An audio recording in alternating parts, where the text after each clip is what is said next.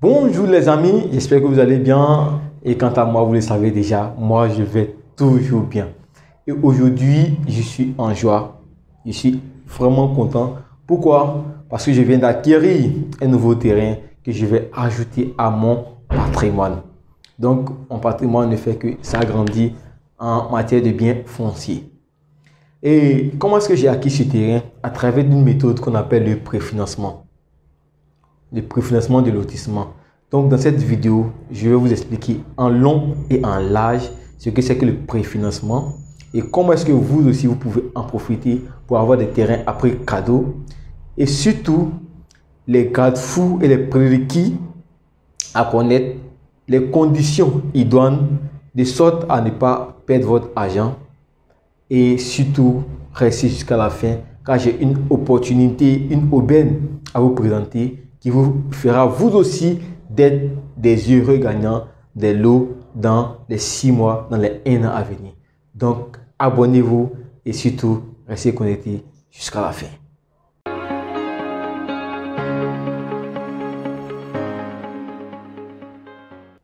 Alors, je me présente pour ceux qui sont nouveaux sur la chaîne. Mon nom c'est Paul Jonathan, votre expert immobilier. Et sur cette chaîne, les Dordos de l'Afrique, je vous partage les bons plans immobiliers. Je vous partage les pièges qu'on retrouve généralement dans l'entrepreneuriat et surtout dans l'immobilier en particulier, de sorte à vous éviter de perdre votre argent. Mais également, je vous partage les bons plans. Et c'est d'ailleurs un bon plan immobilier que je vais vous expliquer dans cette vidéo. Donc, abonnez-vous pour ceux qui ne sont pas encore abonnés. Et surtout, partagez la vidéo de telle sorte qu'elle puisse aider davantage d'autres personnes à avoir également des biens immobiliers en Afrique et précisément à Abidjan. Donc, comme je l'ai dit à l'entame de la vidéo, c'est le préfinancement. Et de quoi il s'agit? Comme son nom l'indique, un préfinancement, c'est-à-dire on finance avant que l'opération ne soit achevée. Donc, d'où le nom, le préfinancement. Voilà. On fait un préfinancement dans un lotissement. On fait un préfinancement dans un achat. On fait un préfinancement dans une opération. Et dans le cas du lotissement, comment est-ce que ça se passe de façon concrète, de façon réelle, de façon précise? Okay. Vous savez, le lotissement, c'est l'opération qui permet de passer d'un terrain rural à un terrain urbain pour en faire des lots à bâtir. Vous voyez, donc, en mot simple, terre à terre, voilà, on va laisser les explications de l'expert et puis on va parler pour tout le monde. Donc, c'est le passage d'une brousse ou d'une forêt en lot pour en faire des surfaces à bâtir, constructibles, vivables, habitables. Voilà, c'est cette transformation-là qu'on appelle le lotissement. Et ce lotissement-là se décline sous plusieurs aspects. On a le volet administratif, juridique, mais tout ça, comme il a dit, aujourd'hui, pour cette vidéo, je vais enlever ma casquette d'expert et puis on va parler entre nous, entre citoyens lambda, de façon terre à terre. Voilà. Donc, généralement, comment ça se passe? Ce sont des personnes, généralement villageoises, comme une famille, comme une communauté, voilà, qui décident de lotir son espace. Voilà, mais il arrive parfois que l'État aussi initie des lotissements. Voilà, ça c'est un autre type de lotissement. Mais comme on a dit, aujourd'hui, on va avec ce qui nous intéresse. Voilà. Donc, une famille initie un lotissement, par exemple. Je prends un exemple simple. Avec un village au niveau des Bénin, qu'on appelle Adjien, par exemple. Une famille dans le village de Adjien peut décider de lotir sa parcelle familiale, disons d'une superficie de 60 hectares. Comme j'ai dit, c'est un exemple banal. Voilà. Donc, cette famille-là, n'ayant pas les moyens financiers, les moyens matériels, cette famille-là a la ressource qui est le terrain, mais elle n'a pas les moyens pour pouvoir l'exploiter. Donc, elle fait appel à un opérateur, voilà, qu'on appelle généralement des aménageurs fonciers. Vous voyez? Okay. Donc, quand cette famille fait appel à un aménageur foncier, cet aménageur-là signe avec la famille ce qu'on appelle une convention. Et c'est là que interviennent les prérequis dont j'ai parlé. Il va falloir que l'aménageur, avant même de commencer les travaux, il a une certaine base de données, parmi lesquelles le PV de famille. Le PV de famille, c'est le premier document d'abord à demander pour toutes les personnes qui veulent accompagner un lotissement, par exemple. Comme il a dit, l'aménageur foncier, c'est lui qui a le marché auprès de la famille. Mais souvent, cet aménageur, étant donné que pour faire les travaux, ça nécessite vraiment beaucoup d'argent, il fait appel à des personnes, des individus lambda pour l'accompagner. Et c'est là que vous intervenez, c'est là que moi aussi j'interviens, c'est là aussi que vous pouvez faire intervenir vos amis, vos parents, car à cette étape-là, le terrain est encore moins cher en fait. Vous voyez, vous pouvez avoir le terrain à quasiment vil prix, ou du moins à un prix vraiment raisonnable, à un prix bas. Parce que vous accompagnez l'aménageur foncier dans la réalisation de ses travaux. Et quand tout finit, à la fin des travaux, il vous récompense en lot, comme ça a été mon cas avec le terrain que je viens d'avoir. Voyez. Donc, voici les 4 prérequis à savoir afin de s'engager dans une opération de préfinancement. Comme il a dit tantôt, le premier prérequis, c'est le PV de famille. C'est quoi le PV de famille? Le PV de famille, c'est un document qui atteste que au niveau de la famille, par exemple, comme on a dit, c'est une famille et au niveau du village des Adjiens, on va appeler la famille, disons, ce sont des Hébriens. Donc, la famille Lat, par exemple. Lat, je crois que c'est à Djokrou, bon, on prend le nom et la famille Lat. La famille Lat va faire une réunion. Et cette réunion va englober tous les membres de la famille. Et cette famille va désigner un responsable, un porte-parole qui va agir au nom de la famille. Et dans le PV de la famille, tous les noms des membres de la famille seront inscrits. Donc, cela sous-entend que toute la famille est d'accord. Et c'est toute la famille qui donne OK à l'opérateur pour pouvoir faire les travaux. Et c'est ce document-là qu'on appelle un PV de famille. Et c'est ce document qui donne l'autorisation à l'opérateur de travailler sur la parcelle de la famille. À côté du PV de famille, on a ce qu'on appelle la convention. La convention, c'est quoi? C'est le document qui lie l'aménageur foncier à la famille en question. C'est dans ce document qu'on a toutes les clauses. On dit que la famille reconnaît avoir donné sa parcelle d'une telle superficie à tel aménageur foncier pour faire tel type de travaux et en compensation, la famille donne tant. Donc, dans ce document qu'on appelle la convention, on a toutes les clauses, on a toutes les informations. Chaque partie définit les modalités de travail, ainsi de suite. Ainsi de suite. Donc, c'est ce deuxième document-là que tout financier, que vous et moi, quand vous allez vouloir vous engager dans une opération de financement, de préfinancement de lotissement, vous devez regarder. Vous devez avoir le premier qui est le PV et le deuxième qui est la convention.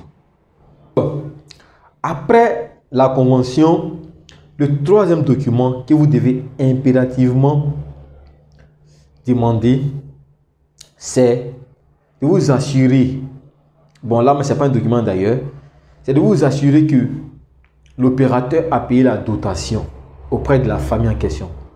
C'est quoi la dotation?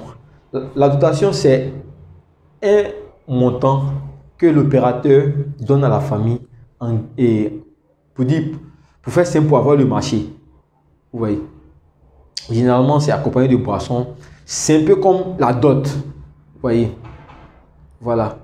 Donc, la dotation, vous devez vous assurer que l'aménageur a la capacité de payer la dot. Donc, qu'est-ce que je dis? A la capacité de payer la dotation. La dotation dépend, ça dépend du marché. Souvent, c'est 5 millions, 10 millions, 15 millions, voilà, pour d'autres types de lotissements. Comme il a dit, de vous assurer que l'aménageur est capable de payer la dotation. Pourquoi?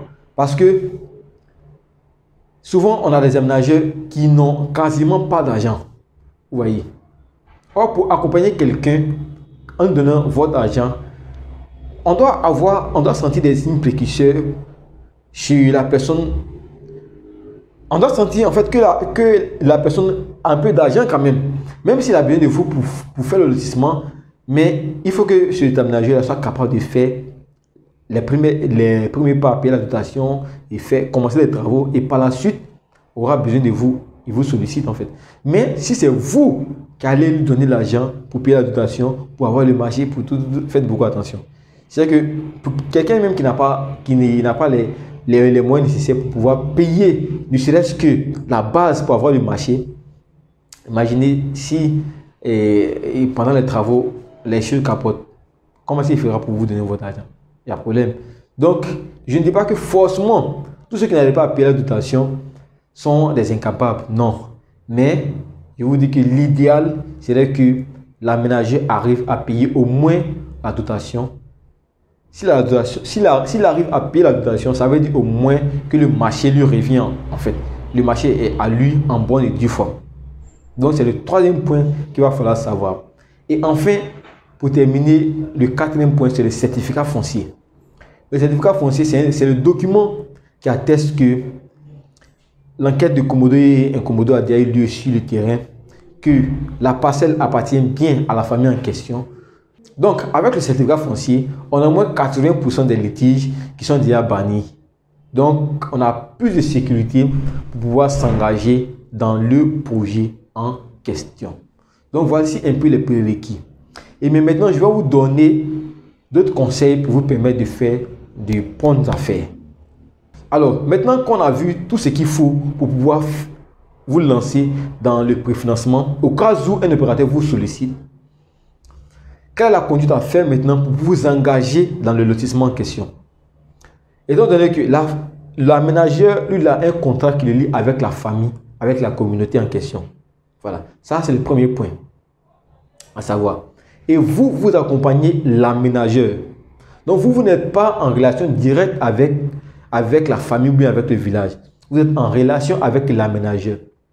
Donc c'est dans la compensation de l'aménageur que vous serez aussi compensé, ou du moins récompensé. Par exemple, pour un lotissement où l'aménageur est censé avoir 40% des lots, c'est sûr que c'est dans lui ces 40% que vous aussi, vous aurez votre lot, vos lots, conformément au montant de financement que vous allez faire. Vous voyez. Donc, dans le contrat qui va vous lier à l'aménageur foncier, il y a deux points essentiels à savoir. Comme on dit chez nous en Afrique, on ne sait pas la profondeur de l'eau avec ses deux pieds. C'est toujours avec un pied. Pourquoi? De telle sorte que l'autre pied derrière puisse vous faire sortir au cas où on a un souci. Donc, avant de vous engager avant de signer le contrat, vous devez toujours vous assurer de comment sortir du contrat en cas de pépin. C'est très important. Vous allez signer un contrat qui vous lie avec l'aménageur. Mais en cas de problème, comment est-ce que vous allez vous faire rembourser? Ça c'est l'un des points de sortie. Comment est-ce que vous allez vous faire rembourser? Comment est-ce que vous allez sortir le jour où vous décidez de faire partie du projet? Ça, c'est un des points essentiels. C'est l'une des clauses les plus importantes. Sinon, pour donner de l'argent à quelqu'un, on peut facilement donner de l'argent. 1 million, 2 millions, 3 millions, 4 millions, 5 millions. Mais le jour où on décide de sortir du projet, est-ce qu'il y a une clause dans le contrat qui nous couvre ou qui nous permet d'avoir notre argent? Ça, c'est le point essentiel à savoir quand on signe un partenariat de préfinancement. Voilà. Donc, peu importe le préfinancement que vous allez faire, que ce soit avec nous comme avec d'autres aménageurs fonciers, assurez-vous d'avoir une porte de sortie. Une porte de sortie, une clause qui vous permet de quitter le projet et de récupérer votre argent le jour où vous décidez de partir. Depuis que nous avons commencé les travaux, personnellement, c'est une seule personne qui a décidé de partir. Et pas parce que les travaux n'avançaient pas bien, non, mais c'est parce que celui qui nous avait accompagné là, il a eu un souci au niveau de la famille, il avait un besoin urgent d'argent et nous avons été obligés de lui donner son argent. Donc, s'il n'y avait pas de clause de remboursement, de clause de sortie, et qu'elle devait attendre forcément que les travaux finissent pour qu'il ait son terrain, vous voyez qu'il n'allait pas pouvoir régler son problème. Donc, assurez-vous d'avoir une porte de sortie. Ça, c'est le premier conseil que je vous donne. Le deuxième conseil, c'est de faire des visites surprises sur le site en question. Parce que dans la convention ou dans le contrat, on vous dit que l'argent qu'on vous prend, soit 1 million, 2 millions, 3 millions, 4 millions, c'est pour tels travaux, X ou Y, pour un décapage, c'est pour des ouvertures de voies. Donc, il va falloir que vous, par derrière, vous vous assurez que les raisons pour lesquelles votre argent a été pris, vous devez vous assurer que ce travail est bel et bien en train d'être effectué. Et là, ça va de soi. Peu importe le business, peu importe l'activité que vous faites, vous devez vous assurer que ce pourquoi votre argent a été pris, vous devez vous assurer que cette chose-là est en train d'être faite en bonne et due forme. Voilà. Donc, ça, ce sont les deux grands points.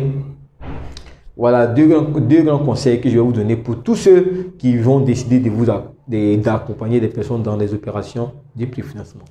Et comme j'ai eu à le dire à l'entame de cette vidéo, j'ai de très bonnes nouvelles à vous donner, car nous avons des préfinancements sur des opérations où nous avons déjà l'approbation, où nous avons déjà le titre foncier pour certains, dans la zone de Jacquesville, dans la zone également de Bassam et surtout dans la zone de Pingerville, pour des montants partant de 1 500 000 francs à 3 500 000 francs. Donc, indépendamment du secteur que vous allez réserver, sur lequel vous allez réserver votre site, le montant vous sera communiqué.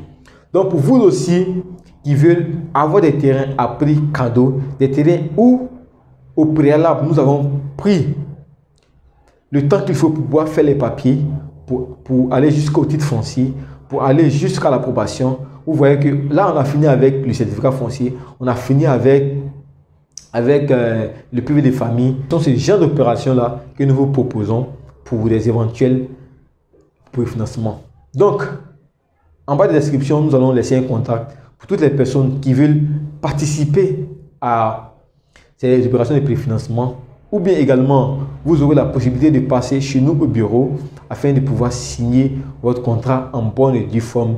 Des contrats qui respectent les règles, qui respectent toutes les conditions, de sorte à ce que vous soyez pleinement satisfait. Donc, partagez cette vidéo à tous vos parents, à tous vos amis, à toutes ces personnes à qui vous voulez faire profiter des offres de financement pour pouvoir avoir des terrains. Et même au niveau de Yamoussoukro, voilà, là-bas également, nous avons des terrains à partir de 1 500 000 francs. Donc, nous avons toutes ces offres-là à vous proposer. Ce sont vraiment des aubaines, une opportunité pour pouvoir vous avoir des terrains à prix cadeau. Donc, je vous attends en bas de la description. N'oubliez pas de nous laisser un message et nous vous ferons le plaisir de vous répondre.